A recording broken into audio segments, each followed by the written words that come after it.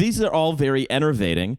And at the same time, like there's the huge eugenic experiment that we've been living in since 2009 or 10 or so has reduced the security that you can feel in your housing. It's reduced the security you can feel in your health. You can no longer be confident that if you're injured, you're going to get seen by someone. You can no longer be confident necessarily that you're going to live today or tomorrow where you did today. You can no longer be confident that you're going to get the hours of work you're going to get today. You can no longer be confident that the food that you buy to feed yourself and your family is going to cost the same, and that those hours that you were going to get, those can go up and down. The food prices seem to go up.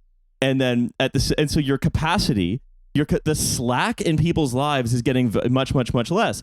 And so then it's you know that they're doing this cynically, but it's frustrating nevertheless to see like conservative politicians and also labor politics, to see everybody who is in the elite that decides what the politics are, to scratch their heads and wonder, why are so many people getting signed off work with mental illness? And then say the solution has to be, because we need more of these people participating in the labor market, to sign fewer of them off with mental illness and just assume a higher level of endemic mental illness in the economy. Well, yeah, not just like how did this happen, but also, as you say, what the remedy has to be, right? Because there isn't like an obvious known answer to all of these problems, which is public sector investment, and also maybe giving people a tiny little bit of hope that this isn't going to be such a dismal place to live for the rest of their lives.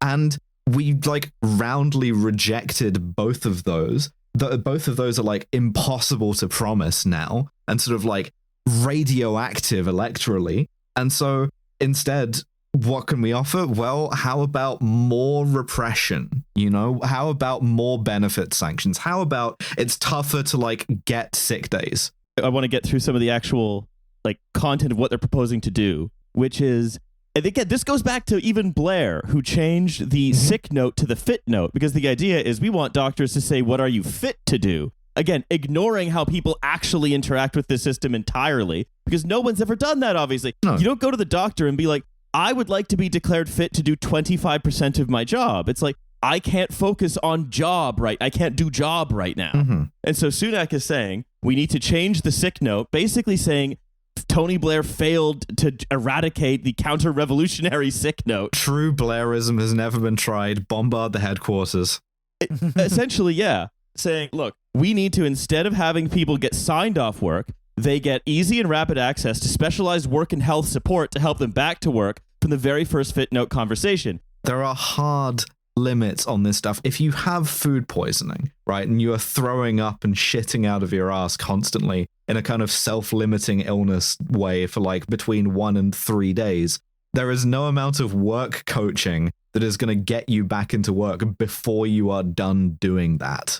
But here's the difference, right? The people who do sick notes now are GPs. Yeah. And they mostly just give them out when you ask for them because they're doctors. If you ask a work coach, who again, whose training in doing this is probably a PowerPoint presentation about GDPR, right? And they know they have a script that they follow, you might as well replace them with an AI. And if it works anything like anything else we've seen the DWP or like the Home Office do, it will be like a quota and a culture of like deny everything. Precisely. I think one thing I was just going to add was that like, well, this trajectory has sort of been happening for a while, but one of the things that like one of the sort of like, you know, non-material, like non-useful things that was being offered in lieu of like, you know, extra sick pay or even just like actual material support to help your sick staff, for example, was like, you know, the sort of vague idea of like, you know, well, we'll offer more mental health services. And that came through that came through like better help subscriptions, maybe if you were lucky, but like a lot of the time just being like, oh, you know, like book a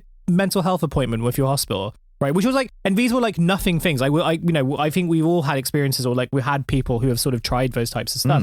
Only, you know, and I tried BetterHelp a few times, and you know, maybe it was useful for some people. It certainly wasn't particularly helpful for me in terms of like its approach, and it wasn't helpful for people that I know in terms of the idea that it was structured basically to sort of ignore the actual underlying issues and being more like, well, if you do some breathing exercises, then it might help you, you know, work a little bit better. But the fact that like now this is sort of being considered to be like emblematic of like the Britain's sick note culture, right? That this is like a sign of weakness, and it's a sign of, you know, these are sort of frivolous things that have to be discarded by both like, you know, a more hard-edged Tory government, but also more, you know, more likely scenario, an incoming Labour government that again wants to get the line up by 0.1% without disrupting the landlords. And so I think it's very telling, but it's just like, okay, well, this very minimal amount of support, which actually like materially is ineffective, but nevertheless was like a gesture of like how much we are, how compassionate we are. The fact that that's being taken away is very telling of like both the Labour Party's kind of perception of what they should be like and who their voter base really is, I suppose.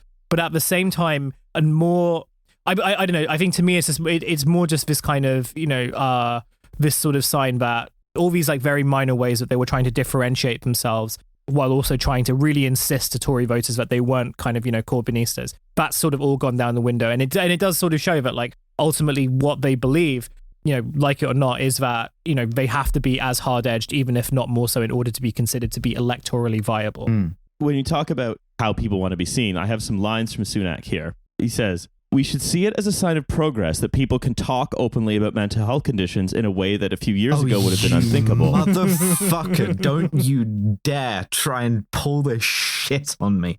To be like, oh, actually, we're like checking in with you. It's so great that you feel enabled to talk about this. Not in a way that causes you to miss work, though. Well, it's if we want to talk about like the through line here, it is once again, we are trying to replace material politics with affective politics. Yeah, absolutely. Right. This is, I feel good about my food poisoning, and so I'm going to go into work because I feel I can do it while throwing up. The body count of this, the social murder of this, the number of people who kill themselves, the number of people who like die before their time or live miserable, immiserated lives because of this fucking finance cunt and like his friends and everyone around them deciding that these are the limits of the possible, right?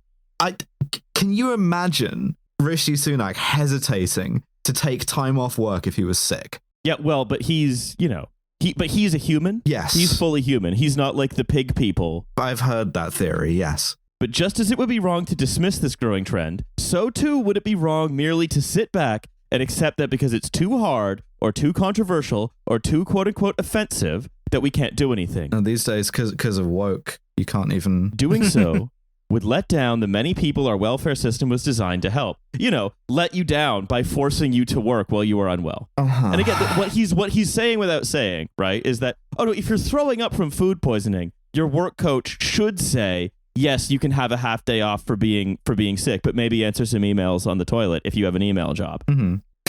Go back to work in your kitchen job and just like be a super spreader. But what he's saying really is, if you have a mental health condition, maybe try half a day of CBT while still at your job. But we are not going to be allowing we are now saying that there is the minimum acceptable level of people with of people who are like suffering from mental health conditions not taking time off from work to get there was never any treatment, but not even taking time off work to try and make it a little less bad, or even worse, not taking time off work with at least statutory sick pay, which isn't enough to cover anything, by the way. That was too generous. And the level of mental distress that the average person is expected to be in has just gone up.